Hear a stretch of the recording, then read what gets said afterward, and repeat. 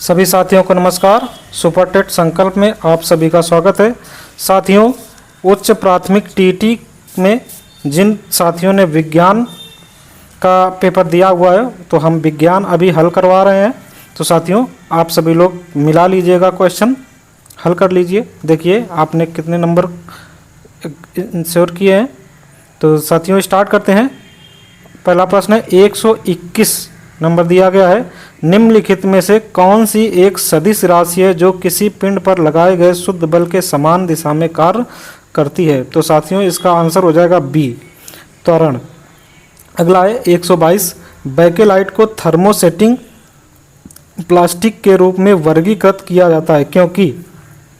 तो इसका सही आंसर हो जाएगा ए, एक बार जम जाने पर इसे पुनः ढाला नहीं जा सकता। ये बैकेलाइट जो होता है, इसको एक बार जम गई, ढाल दिया, तो हम इसको पूरा प्रोसेस नहीं कर सकते दोबारा। अगला है क्वेश्चन 123, पहला एंटीबायोटिक पेनिसिलिन मूल रूप से किस कवक से खोजा गया था? तो साथियों इसका सही आंसर हो जाएगा पेनिसिलियस सिलियम नोटेम। ये इसका बी ऑप्शन इसका सही हो जाएगा। अगला है 124, द्विबीजपत्री तनों में संवहनी बंडलों को खुला कहा जाता है क्योंकि उनमें? तो इसका सही आंसर होगा जाएगा डी, जाइलम और फ्लोएम के बीच कैम्बियम जो द्वितीयक वृद्धि को संभव बनाता है। इसी के माध्यम से हम पौधों की वायु की गणना करते हैं। तो अगला प्रश्न है 125, तोड़े गए कपास के गोलों से कपास के रेशों को बीजों से अलग करने की प्रक्रिया कहलाती है। ये जिनिंग प्रक्रिया कहलाती है। इसी के साथ अगला प्रश्न साथियों, अगला प्रश्न है 126, पैरामीशियम को प्रोटिस्टा जगत में रखा गया है और इसकी विशेषता बाल जैसी संरचना का उपयोग करके होने वाली गति है जिन्हें कहा जाता है सीलिया कहा जाता है। ए ऑप्शन इसका सही हो जाएगा सीलिया। अगला है 127, यदि किसी गोले की त्रिज्या को मापने में प्रतिशत त्रुटि 2% है तो उसके परिकल्पित आयतन में प्रतिशत त्रुटि क्या होगी, यह मानते हुए कि त्रुटियां छोटी हैं? तो साथियों इसमें ऐसे क्वेश्चन में इसमें हम 3 का गुणा कर देते हैं प्रतिशत में, 2 में 3 का गुणा कर देंगे तो 6 आंसर हो जाएगा, 6%। ए ऑप्शन इसका सही हो जाएगा। अगला है 128, ऑनलाइन परीक्षा के दौरान एक छात्र कंप्यूटर सिस्टम को डेटा और निर्देश प्रदान करने के लिए एक उपकरण का उपयोग करता है। निम्नलिखित में से कौन सा ऐसे इनपुट उपकरण का उदाहरण है? इनपुट हमें कंप्यूटर को इनपुट देना, जैसे कीबोर्ड हो गया, स्पीकर से आवाज़ बाहर निकलती है, मॉनिटर से हमें स्क्रीन पर दिखता है, प्रिंटर से प्रिंट निकलता है, ये सब बाहर आउटपुट डिवाइस। तो इनपुट डिवाइस कीबोर्ड से हम कोई डाटा फीड करते हैं, एंट्री देते हैं उसको। तो सही आंसर हो जाएगा ए, कीबोर्ड। अगला है 129, कूलम्ब के नियम के अनुसार मुक्त स्थान में 2 स्थिर आवेशों के बीच लगने वाला स्थिर वैद्युत बल दूरी के साथ इस प्रकार बदलता है। तो इसका सही आंसर हो जाएगा डी, दूरी के सीधे समानुपाती। डी ऑप्शन इसका सही हो जाएगा। अगला है 130, आर्किया को यूबैक्टीरिया से एक अलग डोमेन के रूप में इन अंतरों के आधार पर वर्गीकृत किया गया है। तो इसका सही आंसर हो जाएगा सी, इथर लिंक्ड झिल्ली, लिपिड और अद्वितीय राइबोसोमल आरएनए अनुक्रमों का होना। अगला है 131, मूत्र निर्माण के लिए जिम्मेदार मानव गुर्दे की संरचनात्मक और कार्यात्मक इकाई निम्नलिखित है, कौन सी है? तो ये हो जाएगा सी, 131 का सी, नेफ्रॉन इसका सही आंसर हो जाएगा। अगला प्रश्न है 132।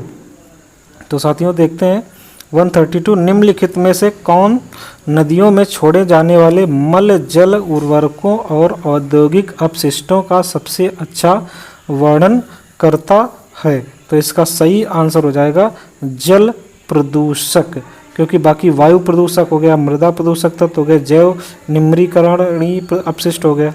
तो इसका सही आंसर डी हो जाएगा, जल प्रदूषक। अगला क्वेश्चन है ये पेडागोजी संबंधित है। 133 विज्ञान शिक्षा पर एनसीईआरटी के स्थिति पत्र के अनुसार विज्ञान शिक्षा में प्रयोगशाला कार्य को मुख्य रूप से इसलिए आवश्यक माना जाता है। कह रहा प्रयोगशाला कार्य को क्यों महत्वपूर्ण माना जाता है, तो इसका सही आंसर हो जाएगा सी, हाथों से किए जाने वाले और खोज परख कार्यों के माध्यम से अवलोकन, प्रयोग, कौशल और निष्कर्ष निकालने जैसे प्रक्रिया कौशलों का विकास करता है। अगला क्वेश्चन है 134 निम्नलिखित में से किसका उपयोग यह जांचने के लिए किया जाता है कि कोई पदार्थ अम्लीय है या क्षारीय। ये तो बहुत ही सरल प्रश्न आ गया। लिटमस घोल, लिटमस पेपर या लिटमस घोल का प्रयोग किया जाता है। डी ऑप्शन सही हो गया। अगला है 135 असंरक्षी बलों की अनुपस्थिति में किसी विलगित निकाय की कुल यांत्रिक ऊर्जा होती है, तो इसका सही आंसर हो जाएगा सदैव नियत रहती है। डी ऑप्शन इसका सही हो जाएगा। अगला क्वेश्चन है 136, ये भी पेडागोजिक संबंधित है। एनसीएफ 2005 के अनुसार स्कूली स्तर पर विज्ञान शिक्षा का मुख्य उद्देश्य क्या है, तो इसका सही आंसर हो जाएगा बी, प्रत्येक विद्यार्थी में वैज्ञानिक दृष्टिकोण, जिज्ञासा और अन्वेषण की भावना का पोषण करना। अगला प्रश्न है 137 मेथेनॉल और एथेनॉल जैसे कार्बनिक यौगिकों को एल्डिहाइड के रूप में वर्गीकृत किया जाता है क्योंकि उनमें कौन सा विशिष्ट क्रियात्मक समूह होता है, तो इसको सी हो जाएगा, CHO समूह होता है। अगला है 138 4 किलोग्राम द्रव्यमान का एक पिंड 8 मीटर प्रति सेकंड की गति से चलते हुए 2 सेकंड में एक समान रूप से विराम अवस्था में लाया जाता है। इस पर लगाए गए मंदक बल का परिणाम क्या होगा, तो इसका हो जाएगा 4 को 2 से गुणा 8 न्यूटन हो जाएगा, सॉरी 16 न्यूटन हो जाएगा। अगला है, ये ऑप्शन इसका सही हो गया। अगला है 139 पृथ्वी के चुंबकीय विषुवत रेखा पर नमन कोण का मान क्या होता है, तो साथियों नमन कोण का मान 90 अंश होता है। ये ऑप्शन सही हो जाएगा। अगला है 140 विज्ञान की अनिश्चितता का तात्पर्य इस विचार से है कि वैज्ञानिक ज्ञान बेहतर, बी ऑप्शन सही हो जाएगा, बेहतर प्रमाण या स्पष्टीकरण सामने आने पर हमेशा संशोधन के लिए खुला रहता है। अगला है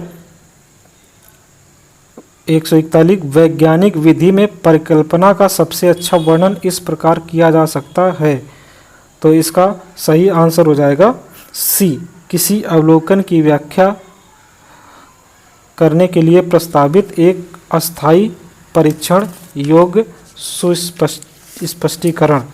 अगला है 142 नंबर क्वेश्चन, कम सांद्रता में भी कार्बन मोनोऑक्साइड को कार्बन डाइऑक्साइड में मानव स्वास्थ्य के लिए अधिक खतरनाक क्यों माना जाता है, तो इसका सही आंसर हो जाएगा ए, यह हीमोग्लोबिन के साथ मजबूती से जुड़कर कार्बोक्सी हीमोग्लोबिन बनाता है जिससे रक्त में ऑक्सीजन का परिवहन कम हो जाता है और थक्का। अगला है, ये भी पेडागोजी से संबंधित है। 143 स्टेम शिक्षा को मुख्य रूप से एक एकीकृत दृष्टिकोण माना जाता है क्योंकि यह बेहतर तरीके से, तो इसका सही आंसर हो जाएगा डी, यह विज्ञान, प्रौद्योगिकी, इंजीनियरिंग और गणित को एक एकीकृत ढांचे में पिरोता है जिसका मुख्य उद्देश्य वास्तविक दुनिया की समस्याओं को हल करना होता है। अगला है 144 2 किलोग्राम पानी का तापमान 5 डिग्री सेंटीग्रेड बढ़ाने के लिए कितनी ऊष्मा की आवश्यकता होगी, तो इसका सही आंसर हो जाएगा 42,000 जूल, बी ऑप्शन इसका सही हो जाएगा। अगला है 145 सोडियम धातु को मिट्टी के तेल के नीचे रखा जाता है क्योंकि सी ऑप्शन इसका सही हो जाएगा, हवा और नमी के साथ जोरदार प्रतिक्रिया करता है। अगला है 146 एनसीएफ 2005 के अनुसार उपचारात्मक शिक्षण के संदर्भ में नैदानिक मूल्यांकन का प्राथमिक उद्देश्य क्या है, तो इसका सही आंसर हो जाएगा डी, सीखने में मौजूद विशिष्ट कमियों की पहचान करना ताकि उन्हें दूर करने के लिए लक्षित शिक्षण सहायता प्रदान की जा सके। अगला है 147 निम्नलिखित में से कौन सा मानक परिस्थितियों में पृथ्वी के वायुमंडल में आयतन के अनुसार ऑक्सीजन अनुमानित प्रतिशत है? तो साथियों ये भी बहुत सिंपल है, 21% ऑक्सीजन की मात्रा। अगला है 148 हवा में यात्रा करने वाली ध्वनि तरंगों को किस प्रकार की यांत्रिक तरंगों के रूप में वर्गीकृत किया जाता है? तो साथियों इसका आंसर हो जाएगा बीत अनुदैर्ध्य तरंगें होती हैं। अगला है 149, यह परिकल्पना कि शारीरिक रूप से आधुनिक होमो सेपियंस का विकास अफ्रीका में हुआ और बाद में वे दुनिया के अलग हिस्सों में फैल गई कहलाती है? तो ये डी इसका आंसर हो जाएगा, आउट ऑफ अफ्रीका प्रतिस्थापन परिकल्पना कहलाती है। अगला है 150, कांच को एक अनाकार ठोस के रूप में वर्गीकृत किया जाता है क्योंकि इसमें, तो इसका सही आंसर सी हो जाएगा, इसका कोई निश्चित पिघलने का बिंदु नहीं होता और ना ही कोई क्रमबद्ध परमाणु संरचना होती है। तो साथियों ये विज्ञान से संबंधित प्रश्न के हल हो गए। साथियों आप सभी से एक अनुरोध है कि आप सुपर टेट संकल्प को लाइक, सब्सक्राइब और शेयर करते रहें ताकि हम आपके लिए ऐसे ही ज्ञानवर्धक वीडियो और सिलेबस के अनुसार वीडियो लाते रहें। आगे की रणनीति, सुपर टेट कब आ रहा है, क्या रणनीति होगी, सिलेबस के अनुसार उसके वीडियो आप सभी के पास पहुंचते रहें। तब मिलते हैं अगले वीडियो में, तब तक के लिए आप सभी से नमस्कार, राधे राधे।